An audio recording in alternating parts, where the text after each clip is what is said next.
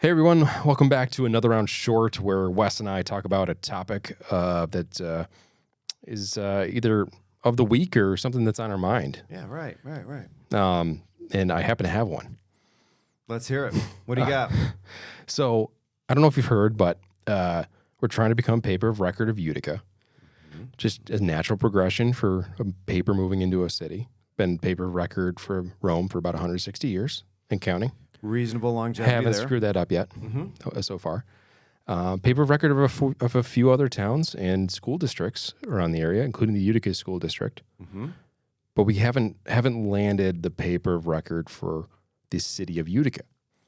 And we have a couple common council members on our side, a couple not so much, but we're working on it. I spoke with them.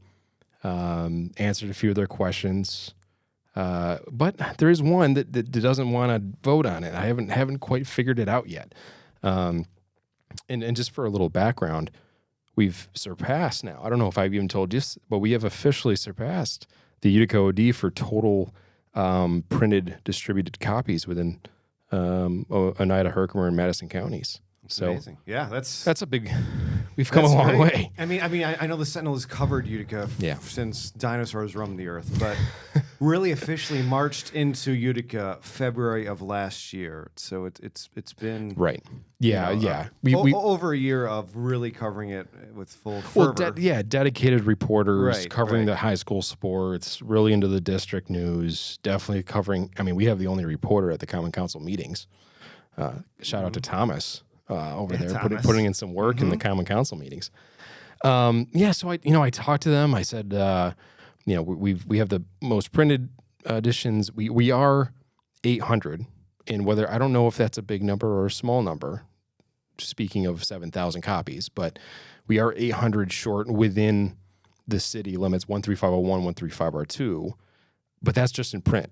Online, I think we're comparable. We're head to head with the online numbers. But I think the thing is, like, even if Utica outnumbers us by 800 copies, they don't have any news in it. So I'm trying to figure out, well, the legal notices, goes to 800 people more, but that's just legal notices. We're covering the school district, we're covering the city, we're covering the high school sports regularly. And I think that's more important for the readers. I'll call him out, but Frank Miola basically said that he'll never vote for us for paper of record, and I don't know why. I don't know if it's a legacy thing. I don't know. I don't know. Yeah, it's head scratching because you're covering them in all facets of the city. You have an office in Utica now, so there's certainly a physical presence. You've got boots on the ground reporting. You're doing it all, and for a better price. I mean, some of these Utica OD people are paying $800 plus for an annual subscription. You can get us for $306 delivered to your door. And I think the most frustrating part is there's no why.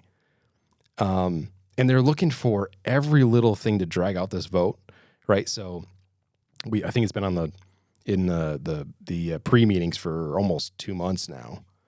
And I think the funny was, so I was making dinner for the kids and wife. I'm the cook. And I'm watching Chef Bradley Remington in the house. Remington, yes. So I'm watching the pre-meeting. And they said they want to delay the vote because the OD finally got a letter to them saying, hey, we object to the OD or to the Sentinel becoming a paper of record.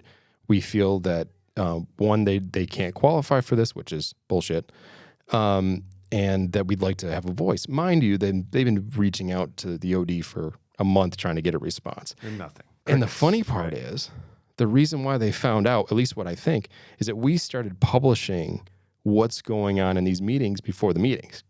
So they read it through our own product that a paper record vote was going to happen. The irony is quite thick. The irony is that they read it through our paper saying, oh, wait a minute, we need to pay attention to this because this is actually happening. And then Frank said in the pre-meeting, which is on YouTube, that, we heard back, they want an opportunity. Mind you, they had a month or two to have an opportunity to talk. And I was so fired up. I almost stopped cooking because I pay attention. You know, Utica isn't that far away. I pay attention to what's going on. That I almost wanted to go to the public portion of the council meeting and say, hey, I was cooking dinner, but I had to come here. Right, jump in the car. Jump on this. Like, yeah. who else is going to be that dedicated to say, I'm here for you guys, right? Where we have reporters on the ground. We have the owner operator 15 minutes away. I'm willing to show up to a meeting if you guys have questions, but yet there's something that's keeping them. And legacy is a thing. I'm not poo-pooing that.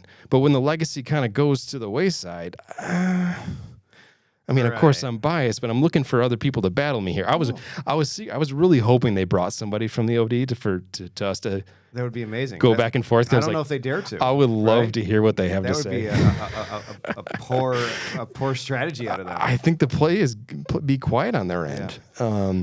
So let's go back. Paper of record. Why is that important for those who aren't in the know? What does that symbolize, or what does that do for you? Well, it shows that we've had enough growth and there's enough play to earn the respect of the city in a way. They say that, okay, we're anything we publish is going to go into the Daily Sentinel because they're our paper of record. They're who we trust. They're who cover us. Granted, there is some monetary value to that because the legals would come to us and we do see some increase in revenue for that. But the important part is now the public knows where to go to read their news that they have to publish. Their city releases and all that. Yeah. You'd be the source. We're it. The official source. Yeah, official source. Right. And we already have the news. Now, if we can marry that with the legal side of it, I just think it makes sense. It does, yeah. So it's been grinding my gears a little bit. Well, understandably so. I mean, the problem is if it keeps getting tabled for a month, 2 months, 3 months, I mean, is this thing isn't going to make it through? Well, and where do you see this going? Well, and the thing is, some of the things I've heard from the Common Council, they want the next Common Councilors or whoever voted to make the decision, and I don't know. That's kind of a cop out.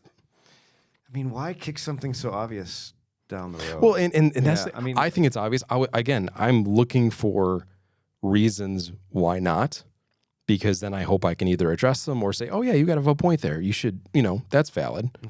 But I haven't heard any. Nothing. Nada.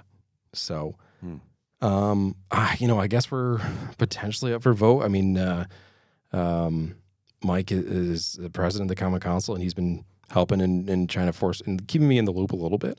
KDILO has been kind of the champion behind it, which has been great. We've had the support. It's not that we haven't had the support, but I'm just curious of why, and either way, it's not going to change our coverage at all. We're still going to be reporting on Utica schools, sports, and whatever. Whether it's just one of those personal things like, hey, we're winning here. We're doing well. So right, you're doing the right thing. You're spending the money. You have the people on the ground. Yeah. You're covering it very well. Yeah. Just unwilling to change yet. I know. I'm still secretly hoping that an OD person shows up and I can have a little banter. But is there even any chance of that? I mean, I don't know. The letter. How many do they have in their office locally? And the letter. Where's their publisher? They don't have one. It's regional. Okay, so it's somewhere. Yeah, there's only out of state. 5. I'll be generous. There's maybe 7 employees that are still local. I think that's generous. I think it's down to 5. But the letter that was sent to the Common Council was someone from the Midwest. It wasn't even anybody from the region. They're like, hey, we need to say something here, but nobody local can. There's no publisher. There's no whatever. But yeah, we'll see. Well, maybe there'll be a part 2 with a happy ending. I'm fired up. I need a drink again. Jeez. But anyway, I ended up not going. I ended up having a bourbon, relaxed, and then listened to the rest of the Common Council meeting because I care. But stay tuned. We'll see what happens. Yeah, let's go. Part 2 could be good. It could be good. Right. Either that or either way, we're going to be fired up about something. Yeah, so, exactly. All right. Good chat. Thanks.